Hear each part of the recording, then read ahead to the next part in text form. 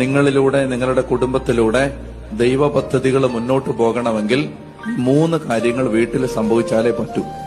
1, നമ്മുടെ കുടുംബം നന്നായിട്ട് എളിമപ്പെടണം. 2, നമ്മുടെ കുടുംബം പൂർണ്ണമായും ദൈവത്തിൽ ആശ്രയിക്കണം. 3, നമ്മൾ വിശുദ്ധിക്ക് വേണ്ടി ആഗ്രഹിക്കണം.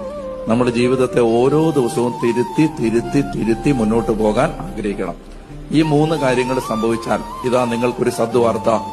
ഈ 3 കാര്യങ്ങൾ നിങ്ങൾ ബോധപൂർവം ഏറ്റെടുത്താൽ നിങ്ങളുടെ ജീവിതത്തിൽ സഹനങ്ങൾ വളരെ കുറവായിരിക്കും.